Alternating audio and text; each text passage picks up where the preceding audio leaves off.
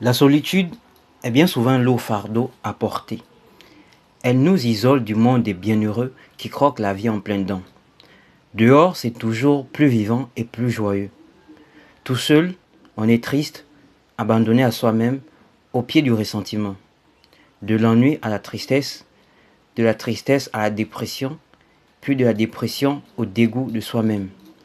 Tel est le cercle vicieux de la solitude que tout le monde cherche instinctivement par tous les moyens nécessaires à éviter. La peur de la solitude, c'est la peur d'être tout seul sans défense face à soi-même. Le mystère complexe de notre propre existence constitue tellement un labyrinthe infernal à notre conscience qu'on préférerait d'ailleurs ne pas y penser. Et même quand enfin on prend courage à le faire, on le fera toujours de manière expéditive, tellement on craint une certaine chose qu'on ne saurait nommer. Cette chose qu'on craint, c'est celle qui découle de la question existentielle qui es-tu que notre conscience ne cessera jamais de nous poser, particulièrement quand on est tout seul. Qui es-tu? D'où viens-tu? Que fais-tu sur cette terre? Et qu'est-ce qui se passera par la suite? L'homme, aussi primitif qu'il a pu être, a depuis la nuit des temps été questionné, confronté à cette murmure pendant son sommeil, ces moments de solitude et d'inaction. Ces questions existentielles, avec la violence à laquelle elles s'abattaient à sa conscience, l'homme ne put les supporter. Il les craignait et les évitait même d'ailleurs. Lui qui, grâce à son intelligence de représentation de la vie et de ses composantes, avait réussi à prendre le trône du règne animal, s'est toutefois retrouvé incapable de supporter, une fois esseulé, le bruit de la conscience qui n'a su guère se taire. Les questions pratiques liées à la vie de tous les jours, il a su les maîtriser grâce à son savoir. Cependant, celles reliées à sa propre condition dans le monde, par leur caractère insaisissable et déroutant, ont fait de lui un être en constante fuite, passant d'une activité à une autre, d'un statut à un autre, d'un plaisir à un autre, d'une passion à une autre, ainsi de suite. Le but étant d'être occupé et distrait le plus longtemps que possible. Ce qui doit protéger du bruit infernal de la conscience qui se nourrit de silence et d'inaction.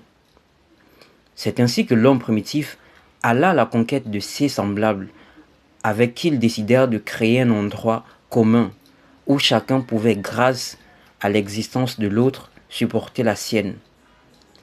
Pas parce qu'il parviendrait du coup à répondre aux questions existentielles qui taraudent son esprit, mais plutôt parce que l'homme se verrait beaucoup plus soulagé et réconforté de voir son semblable se tortiller avec les mêmes questions que lui se pose déjà. C'est ainsi que va donc naître la toute première société. Contrairement aux animaux qui vivaient déjà en groupe, les hommes, eux, vont ajouter à leur groupe des règles, des normes, des institutions et des lois. Le travail, outre son aspect indispensable à la survie des hommes, devient également un passe-temps idéal pour occuper son esprit et donc taire la petite voix intérieure qui murmure l'absurde et l'insupportable. Les distractions de toutes sortes, notamment les festivités, la musique, la danse, les plaisirs, vont eux aussi jouer un rôle essentiel dans cette démarche de mutilation de cette murmure infernale qui paralyse. Cette voix intérieure, ce n'est pas la voix de l'univers, mais plutôt celle de la conscience de l'homme qui lui demande en permanence qui il est. Elle le questionne de jour comme de nuit, surtout la nuit au moment de se coucher, où il est tout seul, calme et sans artifice. Qui es-tu? Pose sans cesse cette voix infernale qui guère ne somnole.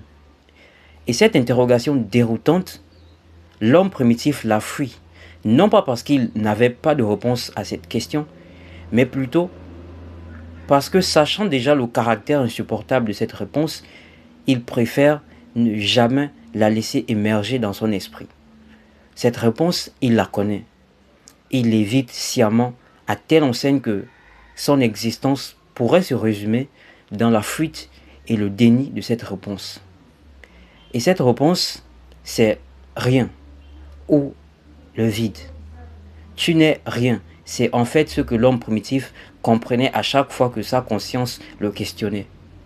Et cette réponse, l'homme primitif la renie. Il la recluse de tout son être car elle est mortifère. Je suis ce que j'ai et ce que je fais. Voilà qui je suis, s'exclama l'homme. Pour me créer une identité existentielle, je dois alors me donner des statuts et m'accumuler des possessions. Voilà un socle sur lequel je peux m'appuyer pour m'identifier. C'est donc ainsi que l'homme comprend l'importance d'une vie qui repose sur un jeu de rôles et de personnages. Avoir un rôle à jouer, un personnage à incarner, reste le seul moyen pour trouver sa place dans le scénario de l'existence. Voilà ce que l'homme primitif avait fini par comprendre. Lorsque l'homme primitif disait « Je m'appelle tel, fils de tel, descendant de tel, ressentissant de tel », en fait, il réalise très tôt que l'héritage nominal, c'est nécessaire, en ce sens où il permet de me situer dans l'espace et dans le temps par rapport à d'autres individus grâce à qui je me définis et donc de donner un sens à mon existence qui ne serait donc plus vide et hasardeux puisque j'ai un nom et des origines. Et ça c'est très important car les origines donnent un sens à l'existence de l'homme. Lorsque l'homme primitif disait aussi « Je suis un homme marié, père de 2 enfants, chef de famille », il comprend par là que plus il possède des individus attachés à lui, et le plus existant il est.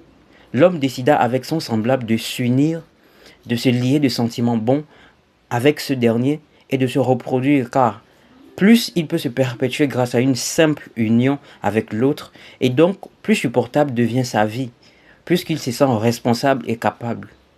Et ça c'est très important puisque la responsabilité donne un sens à l'existence de l'homme. Et enfin, lorsque l'homme primitif disait « Je suis un agriculteur, un éleveur ou un éleveur de porc », l'homme primitif, là encore, continue de peaufiner son identité.